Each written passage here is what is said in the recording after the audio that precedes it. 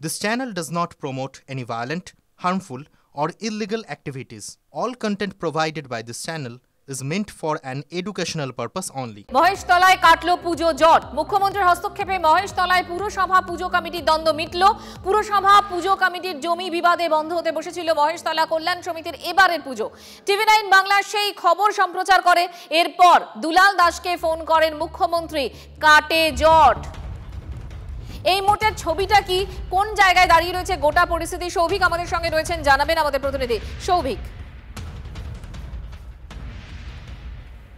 দেখো, ৭২ বছর এবছরের পুজো কল্যাণ সংঘ, এবং এটা হচ্ছে মহেশতলার একটি পুরনো দুর্গাপূজা কমিটি। এই দুর্গাপূজার কমিটিটি কিন্তু পুজো বন্ধ হতে চলেছিল, এবং গত বৃহস্পতিবার দিনকে যখন আমরা যাই সেখানে কিন্তু যেটা পুজো কমিটির উদ্যোক্তাদের বক্তব্য, জমি জট তাদের চলছে কোর্টে। দীর্ঘদিন ধরে তাদের পুজো হয়ে আসছে নির্দিষ্ট একটি জমিতে, সেটা একটি পার্ক। সেই পার্কের মধ্যে কিন্তু তালা দিয়ে দেয় মহেশতলা পুরসভার চেয়ারম্যান দুলাল দাস। দুলাল দাসের নির্দিষ্ট বক্তব্য, এই জমি কার, অর্থাৎ পুরসভার না পুজো কমিটির, সেইটা নিয়ে দ্বিমত রয়েছে। যতদিন না পর্যন্ত সিদ্ধান্ত হবে যে এই জমি কার, তিনি এখানে পুজো করতে দেবেন না। এবং ক্লাবকর্তাদের বক্তব্য, পুজো কমিটির বক্তব্য, দীর্ঘ ৩ বছর ধরে কিন্তু তারা কোর্টের আদেশে এখানে পুজো করছেন, অর্থাৎ পুরসভা তাদেরকে কোনো রকমভাবে পারমিশন দিচ্ছিল না। একটা ৭২ বছরের পুজো, সেই পুজোটা বন্ধ হতে বসেছিল, প্যান্ডেল করা বন্ধ হয়ে যাচ্ছিল, কারণ সামনেই দুর্গাপুজো। শেষমেশ এই খবর যখন টিভি9 বাংলায় সম্প্রচার হয়, তারপরেই কিন্তু মুখ্যমন্ত্রী, যেমনটা সূত্র মারফত জানা যাচ্ছে, মুখ্যমন্ত্রী মমতা বন্দ্যোপাধ্যায় দুলাল দাসকে ফোন করে নির্দেশ দেন যে এই পার্ক খুলে দিতে হবে, কারণ দুর্গাপুজো কোনো রকমভাবে আটকানো যাবে না। জমির যে জটিলতা রয়েছে, জমির যে জট রয়েছে, সেটা যেরকম কোর্টে নির্ধারণ হবে জমি কার, সেটা আলাদা বিষয়, কিন্তু পুজো কিন্তু কোনো রকমভাবে বন্ধ করা যাবে না। কিছুক্ষণ আগে আমরা যেটা খবর পেলাম যে দুলাল দাস চেয়ারম্যান, তিনি কিন্তু লোক পাঠিয়ে যে জমি তিনি বন্ধ করে দিয়েছিলেন, তালা বন্ধ করে দিয়েছিলেন, সেখানে কিন্তু তিনি তালা খুলে দেন। আজকে থেকে আবার প্যান্ডেলের কাজ শুরু হচ্ছে। এবং তার মানে আমরা যে খবর সম্প্রচার করি তারপর জট কেটেছে, জমি জট যদিও আদালতে মিটবে, কিন্তু পুজো ওখানেই হবে। সৌভিক, ধন্যবাদ।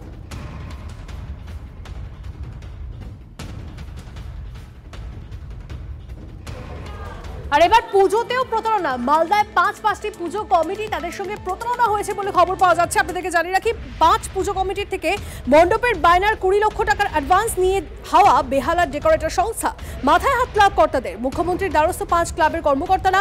এবছর ৫টি ক্লাবের পুজোর থিমের সমস্ত দায়িত্ব দেওয়া হয়েছিল কলকাতার বেহালার ডেকোরেটর ব্যবসায়ী সুদীপ্ত পালকে।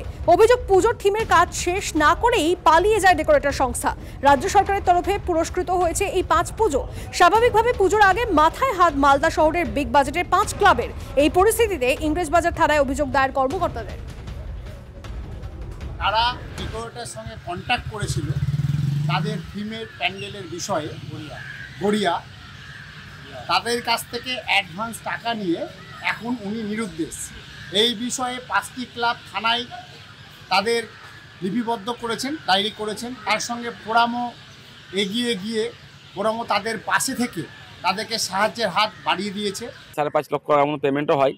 তারপর কাজ করতে, কাজের তো প্রথম থেকে অহিনা ছিল, একটা দেখতে ওয়ার্ক লক্ষ্য করছিলাম, হঠাৎ করে দেখছি ১০ তারিখে থেকে টোটালটা ব্ল্যাক আউট, না ওর মিস্ত্রি, না লেবার, না কেউ। তারপর অন্যান্য ক্লাবে খোঁজ নিলাম, অন্যান্য ক্লাবের একই অবস্থা। তারপরে গেলাম ওনার হোটেলে গেও দেখলাম, হোটেল থেকে বলছে সকাল ৪টার সময় বেরিয়েছে, মা এসে বেরাই, এখন পর্যন্ত আসেনি। তখনই আমরা বুঝে নিলাম, ফোন করলাম, ফোন সুইচ অফ, তখনই বুঝে নিলাম মাল পালিয়ে গেছে। এবার তৃণমূল বিধায়ক, তার মুখেই দুর্নীতির কথা। মুখ্যমন্ত্রী টাকা দিচ্ছেন আর সেই টাকায় দুর্নীতি হচ্ছে বললেন জাকির হোসেন। আপনাদেরকে জানিয়ে রাখি, কাটমানি নিয়েও হুঁশিয়ারি দলের একাংশকে। আবাস যোজনায় কেউ কাটমানি চাইতে এলে বেঁধে রাখুন, হুঁশিয়ারি জাকির হোসেনের।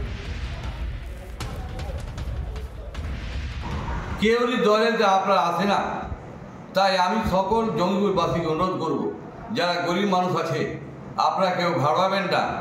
এসডিওকে কমপ্লেন করুন, মুখ্যমন্ত্রীকে কমপ্লেন করুন, আমাকে কমপ্লেন করুন। কেউ একটা টাকা দেবেন না বাড়ির জন্য। চাইতে গেলে ওকে ধরে বেঁধে রাখুন, আমি তার ব্যবস্থা নেব, পুলিশ প্রশাসন ব্যবস্থা নেবে। আমাদের এসপি খুব ভালো লোক এসেছে এবং পুলিশ প্রশাসন ভালো কাজ করে।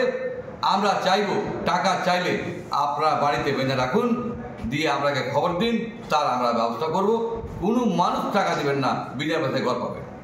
মাননীয় মুখ্যমন্ত্রী বাংলার নেত্রী প্রচুর হারে টাকা দিচ্ছে, কিন্তু এখানে এসে সমস্ত মিস হয়ে মানুষ ভুগছে। বিজেপি মুখপাত্র দেবজিৎ সরকার এই মুহূর্তে আমাদের সঙ্গে রয়েছেন। দেবজিৎ বাবু, জাকির হোসেন জঙ্গিপুরের তৃণমূল বিধায়ক, তিনি বলছেন যে মুখ্যমন্ত্রী যে টাকা দেন সেই টাকায় দুর্নীতি হয়। কাটমানি নিয়েও হুঁশিয়ারি দলের একাংশকে, এবং আবাস যোজনায় কেউ কাটমানি চাইতে এলে বেঁধে রাখুন, এই হুঁশিয়ারি দিচ্ছেন জাকির হোসেন। কি বলবেন? কাটমানির যে শিল্প এই রাজ্য সরকার তৈরি করেছে, তৃণমূল সরকার তৈরি করেছে, আমরা যেটা দাবি করেছি সেটাই তো প্রমাণিত হলো। এখন মুশকিল হচ্ছে জাকির বাবুর এই বোধোদয় কেন হলো।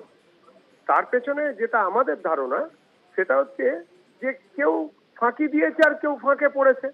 কোথাও থেকে হয়তো ওখানে জল মানে ওই বিধায়কের অফিস অব্দি গিয়ে পৌঁছয়নি, তার জন্য ওনার রাগ হতে পারে। কেননা এতই যদি মনে হচ্ছে যে কাটমানি নিয়ে দল চলছে বা দলের লোকেরা কাটমানি নিচ্ছে, তাহলে সরাসরি কোনো জায়গায় সেটা রেজিস্টার করছেন না কেন, থানায় গিয়ে লিখে দিন। মুখে ভক্তি না দিয়ে কি হবে? 2-4টে জিডি এফআইআর এইসব দেখি। আপনি তো বিধায়ক, জনপ্রতিনিধি, জনতার প্রতি তো দায়িত্ব আছে আপনার। বেশ, ধন্যবাদ। আপনার কথা বলছিলাম দেবজিৎ সরকারের সঙ্গে। তিলোত্তমার পর আরজি করের আরও এক ছাত্রীর রহস্য মৃত্যু। মালদা মেডিকেলে অসুস্থ হয়ে ভর্তি, আজ সকালে মৃত্যু। প্রেমিকের বিরুদ্ধে খুনের অভিযোগ। আরও একবার আপনাদেরকে জানিয়ে রাখি, তিলোত্তমার পর আরজি করের আরও এক ছাত্রীর রহস্য মৃত্যু। কিভাবে মৃত্যু, কি জানতে পারছি আমরা এই মুহূর্তে দাঁড়িয়ে? সৌরভ আমাদের সঙ্গে রয়েছেন, জানাবেন সৌরভ। মঞ্জিলা, দেখো, আরজি করে এই চিকিৎসক পড়ুয়ার যারা বন্ধু রয়েছেন তাদের মারফত আমরা যে খবর পাচ্ছি, যে আরজিকর সূত্র মারফত আমরা যেটা খবর পাচ্ছি, এই অনিন্দিতা সোরেন, এই অনিন্দিতা সোরেন ফাইনাল ইয়ারের চিকিৎসক ছাত্রী, তিনি আরজিকর মেডিকেল কলেজের চিকিৎসক ছাত্রী। তার বিশেষ বন্ধু মালদা মেডিকেল কলেজের ফাইনাল ইয়ারের ছাত্র। আর তাদের মধ্যে সম্পর্ক ছিল, প্রণয়ের সম্পর্ক ছিল, ঘনিষ্ঠ সম্পর্ক ছিল। গত শুক্রবার সেই সম্পর্কে টানাপোড়েন চলছিল। সেই সম্পর্কে টানাপোড়েনের জেরে অনিন্দিতা মালদা যান তার যে প্রণয়, তার যে বন্ধু, সেই বন্ধুর সঙ্গে কথা বলার জন্য, তাদের সম্পর্ক নিয়ে কথা বলার জন্য, এবং তারই মধ্যে তিনি অসুস্থ হয়ে পড়েন। যেটা চিকিৎসক মহল থেকে আমরা যেটা জানতে পারছি, তারা বলছেন যে তাদের অভিযোগ যেটা, সেটা হচ্ছে যে জেনে বুঝে এই অনিন্দিতাকে এমন ওষুধ খাওয়ানো হয়েছে যে সেই ওষুধের পার্শ্ব প্রতিক্রিয়ার জেরে তিনি গুরুতর অসুস্থ হয়ে পড়েন। তাকে আইসিইউ ভর্তি করতে হয়। মালদা মেডিকেল কলেজে তিনি ভর্তি ছিলেন। গতকাল রাতে তাকে আরজি করে স্থানান্তরের চেষ্টা করা হয়েছিল, কিন্তু মাঝপথে তার শারীরিক অবস্থার অবনতি হওয়ায় আর আরজিকর পর্যন্ত আনার ঝুঁকি নেয়নি। আবার মালদায় ফিরিয়ে নিয়ে যাওয়া হয় বা পথে মৃত্যু হয়, পথে এবং আরজিকরে এবং মালদায় চিকিৎসাধীন অবস্থায় মৃত্যু হয়। একেবারে ধন্যবাদ সৌরভ।